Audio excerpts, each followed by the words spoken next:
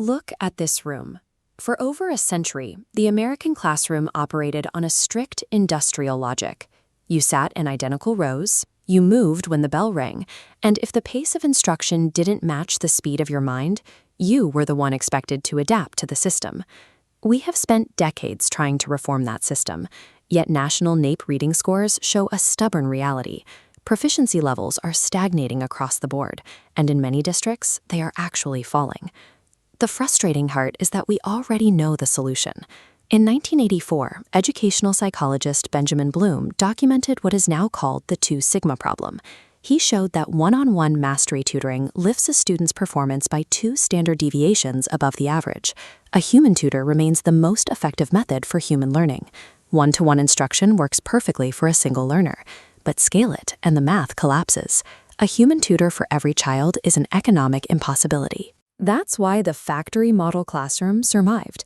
It wasn't optimal, just cheap enough to mass-produce literacy.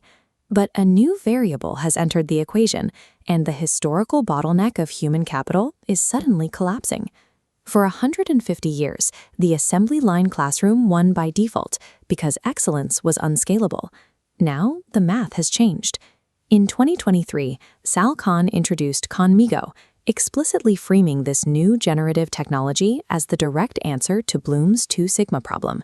The AI tutor functions as a universal design engine, a system that instantly adapts to the learner's specific needs rather than requiring the learner to adapt to the environment.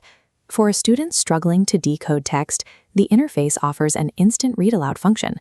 For a student with motor difficulties, dictation tools capture thoughts seamlessly. It provides real-time translation for non-native speakers and reframes confusing math concepts at multiple reading levels, repeating the instruction as many times as the student needs until the concept finally lands. The architecture of school is flipping. Instead of forcing every child to contort their brain to match a standard, monolithic curriculum, the curriculum itself is becoming elastic enough to fit the individual child. Silicon Valley is notorious for overpromising. If we are going to trust a machine to educate children, we need rigorous, peer-reviewed proof, not press releases. We are starting to get that proof. A 2025 randomized controlled trial out of Harvard, led by Keston and colleagues, tested a specialized AI tutor directly against a high-quality, active learning physics classroom. This chart shows the results of that trial. The students using the AI tutor achieved significantly higher learning gains, and they did it while requiring less total instructional time. This efficacy extends far beyond elite institutions. In a pilot program deployed by the World Bank in Nigeria, students in developing regions used conversational AI to accelerate their mastery of core subjects. The data points to a clear conclusion. Well-designed AI is a scientifically validated engine capable of accelerating actual learning, regardless of zip code or demographic. But we have to stop and audit the risks. Deploying this safely means treating its inherent dangers with the exact same weight as its potential. Inside the classroom, the immediate threats are clear. Language models hallucinate, presenting false information as fact. There is also the danger of cognitive offloading, where students use the tool to cheat, bypassing the difficult, necessary friction of thinking entirely. Zoom out and the risks multiply. As access to premium, highly capable AI models is restricted by district budget or income, we will accidentally engineer a massive new equity gap. Finally, we have to draw a hard boundary around what machines cannot do. The human teacher remains indispensable for emotional and social anchoring.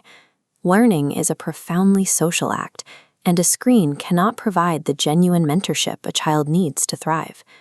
While this technological shift offers vast potential, careless deployment will simply invent new ways to fail students at scale. I spent my early years fighting the shape of the traditional classroom. The factory model rewarded one very specific type of mind and quietly discarded the rest of us. I only discovered my actual learning modality, the way my brain effectively processes and retains complex information, by complete accident halfway through my life. That was the old reality. The promise of tomorrow is different. Because of this adaptive technology, a child walking into a classroom today doesn't have to wait for a lucky accident.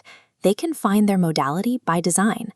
We started this journey looking for a way to break the bottleneck of human potential.